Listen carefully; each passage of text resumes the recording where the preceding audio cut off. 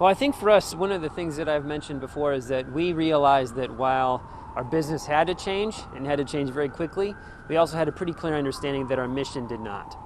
And so for us, it really became a very quick transition to try and figure out how could we do what we do in terms of making this extraordinary resource available to the public in a very different way. Because we realized that people were going to need us. And so our focus really was, how do we continue to be of service? How do we continue to be relevant in the lives of people moving forward? And so our team extraordinarily, I think, could not be more proud of the way in which they responded. But ultimately, they went into kind of laboratory mode and really started developing, an incredible amount of idea generation to try and figure out how we could ultimately take this very physical experience of coming to the art museum and put that into a virtual platform. And so we started to develop a whole series of programming, great teacher resources at the time, activities for families to do, virtual tours, talks online, studio visits with our curators and some local artists and so forth, just a series of different things that we could do to try and give people some form of, hopefully some constructive distraction and some inspiration during the mess that we were all living through. Yep, I'm good. Then you came up with something which, of course, was the most extraordinary thing of all. You opened up the doors. Now, how'd you make that happen? Well, we did some real thinking about a couple of things. One was, did the city need us to open again? And we thought that we could provide that service. The second thing, based on that realization, was we really wanted to make sure that we could open our doors to the public being as safe as possible. Could we take care of not only the people, our visitors coming to the museum, but could we also make sure that we were creating a safe environment for our staff? But we believed that we could do that. And based on those two things, ultimately our board decided that we should reopen our doors to the public. And so we put a whole series of safeguards into place that hopefully have really, at least based on the feedback that we've received, have made people feel very safe in coming to their museum. We've limited the number of people that are able to come through every day to about 250 people an hour. Everyone is required to wear a mask unless you're under the age of 2, whether that's staff or security or our visitors. Everyone has to wear masks. We've moved to almost a completely touchless transactional experience. So people coming in, you buy your tickets online, it gets scanned and so forth. So that's been eliminated. There's social distancing that we encourage everywhere. There's hand sanitizing stations just about everywhere you look. Even our didactic materials now, there are QR codes that people are encouraged to download, digital maps and so forth. So we've really tried to go above and beyond to make sure that people know that we're thinking about their safety first. I would say it this way. One of the things that we really had to embrace was the fact that one traditional metric of success for us, that missionary metric in terms of how many people can we get through the door to experience their museum, had to be changed. And that had to be replaced by a metric which said, how can we stay open and make sure that we're providing the safest experience possible for the people that do come to the museum, right? And so that really was the transition for us. How have you been doing? Have you had, because with only 250 a day, you must have a long waiting list of people trying to get in, but how have you been doing as far as, and especially keeping these protocols? And Marcy sent us the video. I mean, I saw how the people are separated. It's very similar to the museum, the Metropolitan Museum in New York and various other top museums. But how do you monitor all of that? Because that's a really tough call. I mean, keeping everybody separated and making sure that you are sticking to the CDC guidelines. Well, I think people at this point have they know the program in a lot of respects. And so there's a lot of, our visitors are already come with a degree of knowledge about how to behave and how to interact with people. It's actually 1,250 people a day, but no more than 250 people per hour. In addition to that, our staff is very aware, our security team is very aware. If people seem to be congregating too much and too closely together, they'll very politely and gently ask people to please maintain social distancing and so forth. So there's a little bit of training involved with that. It's actually an incredible experience. I mean, some of the backhanded compliments we get from people are that they're so accustomed to coming here when it's jam-packed with people that right now it's kind of pleasant to more or less have the place to themselves from that standpoint. Can we talk? So from a museum standpoint, we very quickly made some very difficult decisions at the end of last year, which not only allowed us to end FY19 or FY20 rather in the black, but also positioned us to come into this fiscal year. Year over year, our budget decreased by $6 million. That's about 25% of our budget that we had to reduce during that time period. So there was a significant decrease in programming. We had to cancel some exhibitions and so forth. So it was painful but necessary. In terms of staffing, the bad news is that we had to let 5 people go.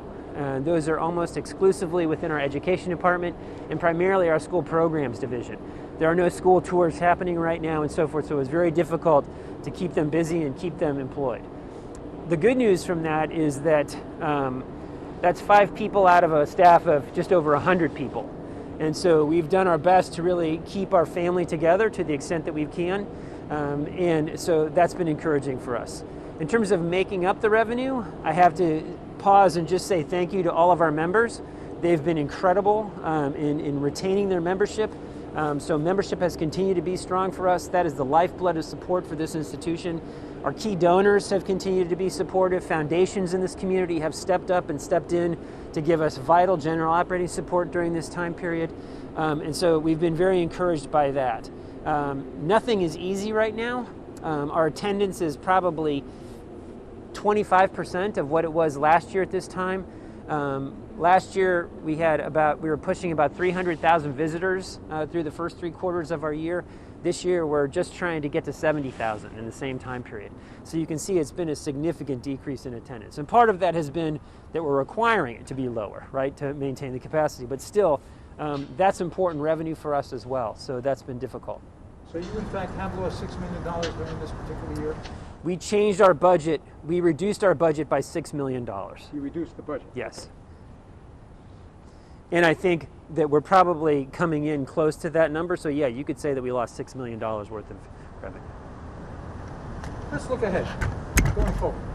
Hopefully by the fall or the winter season, hopefully with the vaccinations, and this will be behind us. What are you thinking about? What do you have coming up, even between now and the fall, and after that, hopefully as the pandemic eases? Any big plans? What are they? We've got some extraordinary exhibitions that are coming our way. Towards the end of June, we're really excited to present Calder Picasso. It's a world-class exhibition that has been reconstituted for the United States. It was done in Europe. It's coming here to Atlanta late June, as I said. That will be an incredible exhibition for people to see. Next spring, we have the also a wonderful opportunity for our community to see the Obama portraits coming from the National Portrait Gallery. We were selected as only one of 6 cities across the country to be able to host hold an exhibition of those works. Incredible things. We think they're going to resonate remarkably well with our community, so we're really looking forward to that. So we've got an incredible series of exhibitions. We're really looking forward to our programming coming back online in a big way. Next year, if all things go according to plan, we're really hoping that we have the content available to make it a real boomerang year for us. What have you learned out of this pandemic, Aaron, that you can carry forward? And it might be digital or whatever, things that you have learned which you never would have thought of before. You might have thought of them, but you never did them. But things that happened during the pandemic year that will continue with the High Museum. Things that up to now never would have entered your mind. Well, I'm not sure it would have been, I'm sure it was in my mind. I don't know how top of mind it was, but I imagine for all of us, regardless of the sphere of business that we're in, the importance of resilience has certainly been reminded for us. In terms of the programming and other ideas that we've done, I think we've learned to work very differently and embrace some tools from a technology standpoint that we may continue to keep in place. In terms of that digital experience, I think we're kind of going through an editing process right now. As I mentioned earlier, that first 6 months was really sort of a laboratory moment of just developing ideas to see what stuck and what didn't stick. And now we're saying, okay, out of the 16 great ideas that we came up with, what are the 3 or 4 that are really going to have legs moving forward? What's going to be particularly generative still 18 months or 2 years from now that we can move forward with? I don't know that we have that specific list just yet, but it is an exciting opportunity for us to add a different layer of experience and engagement for people than we've had before. So we think that those tools are there. We're still just trying to kind of hone in on what we think are going to be the most generative over time. If you're able, now remember this on tape, so you have to it's not on here. If you're able to bullet point what those new things are that may stick, are you able to bullet point any of them at this point? So let me tell you where I'm thinking about, but I'm not sure it's what you're looking for. The one area where I think we know we're going to be developing, keeping some things online, is sort of the robust response that we've had on our social media. And so as a consequence of that, for example, our YouTube subscribers have gone from about 500 to almost 3,500 people during that time period. And so some of the content that we've generated around that has been sort of these curatorial talks, or as I was saying before, studio visits with artists, or some of our lectures and so forth. We're putting those online. Those will probably continue to happen in that capacity. Some of the other programs, we have a program called Masterworks in Mindfulness, that we're not sure if that's going to be something that continues to happen both on-site and digitally at the same time. We have another program called Conversation Peoplers, which is really intended to be sort of an intergenerational opportunity for people to come around, focus on one object in the permanent collection, and go deep in terms of creating a dialogue around it. Right now, that's happening online. We don't know if that will continue to be an online, access, or if we're going to want to bring people back into the museum.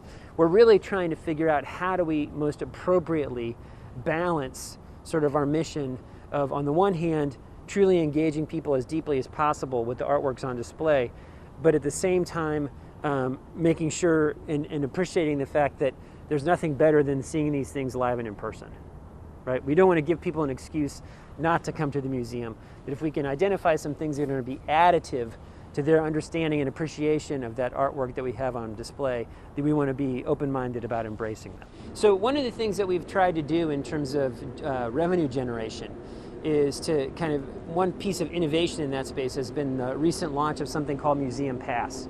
And it's intended to be, it costs $48 for the course of a year. That's only $4 a month.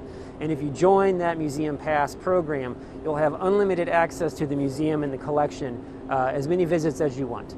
There are no other benefits like membership does. You won't get discounts in the museum store. You won't get a heads up about things early. I mean, all of those don't exist, but it does give you unlimited access to the museum.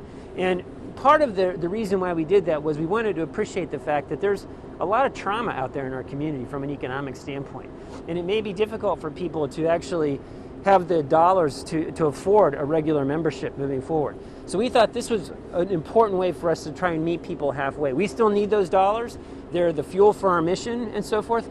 But we wanted people to know that we were being sensitive to that and creating this new platform that people could use to still engage their museum on an ongoing basis. And for $4 a month, that's less than coffee in some places, right? A cup of coffee. And so we're really thrilled about that. We have about 1,500 people that have signed up so far, and that's starting to pick up week after week. So we're really encouraged by that.